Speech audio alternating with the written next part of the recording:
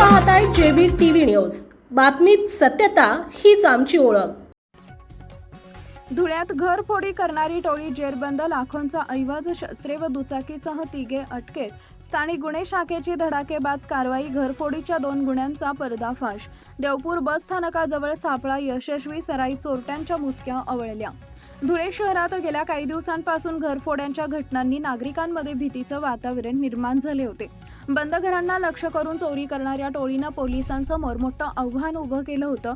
मात्र या टोळीच्या मुसक्या आवळण्यात स्थानिक गुन्हे शाखेला मोठं यश मिळालं असून 3 सराईत चोरट्यांना अटक करण्यात आली आहे। देवपूर परिसरातील अक्षय कॉलनी इथं 1 जून रोजी बंद घरात घरफोडी करून अज्ञात चोरट्यांनी जवळपास 1.5 लाख रुपयांचा ऐवज लंपास केला होता। या प्रकरणी पश्चिम देवपूर पोलीस ठाण्यात गुन्हा दाखल करण्यात आला होता। गुन्ह्याचा तपास सुरू असतानाच स्थानिक गुन्हे शाखेला एका गुप्त खबऱ्याकडून महत्त्वाची माहिती मिळालेल्या माहितीच्या आधारे स्थानिक गुन्हे शाखेच्या पथकानं देवपूर बस स्टँड परिसरात सापळा रचला। संशयास्पद हालचाली करणाऱ्या 3 व्यक्तींना पोलिसांनी ताब्यात घेतले। त्यांची कसून चौकशी केली असता त्यांनी अक्षय कॉलनी तसेच श्रीगुरू कॉलनी परिसरातील घरफोड्यांची कबुली दिली। या आरोपींकडून पोलिसांनी चोरीस गेलेले सोन्या चांदीचे दागिने, गुन्ह्यात वापरण्यात आलेली मोटरसायकल, मोबाईल फोन तसेच अन्य काही शस्त्रे जप्त केली आहेत।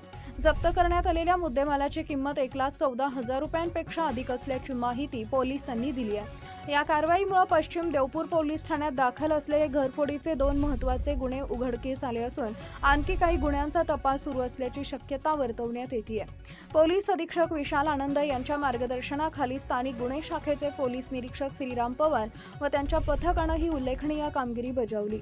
या कारवाईमुळे घरफोडीच्या घटनांना आळा बसण्यास मदत होणार असून नागरिकांनीही पोलिसांच्या या कार्याचं स्वागत केलं। प्रतिनिधी परीक्षित परदेशी, जेबी टीव्ही न्यूज, धुळे। आपल्या परिसरातील महत्त्वाच्या बातम्या पाहण्यासाठी आजच आमच्या जेबी टीव्ही न्यूज चॅनलला YouTube वर सबस्क्राईब करा आणि बेल आयकॉन प्रेस करा।